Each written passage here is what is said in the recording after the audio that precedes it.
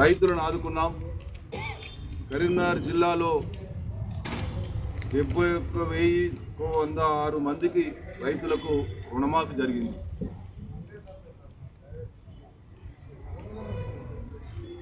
Bonus ఇస్తామని చెప్తే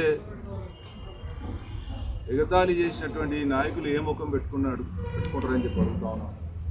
ఇలా ఒక్క కరీంనగర్ జిల్లాలోనే ఇప్పటి వరకు 7,90,00,000 రూపాయల బోనస్లు, సన్నాలకు 500 రూపాయల చొప్పున బోనస్ రైతుల ఖాతాలో జమ చేసి నిన్నటి వరకు జమ చేసినటువంటి ఘనత కాంగ్రెస్ ప్రభుత్వాన్ని. అదేవిధంగా 216,25,00,000 రూపాయలు ఇప్పటి వరకు రైతుల ఖాతాలో మద్దతు ధర జమ చేసినటువంటి ఘనత కాంగ్రెస్ ప్రభుత్వం. గతంలో తాలు తప్ప తరుగు పేరు మీద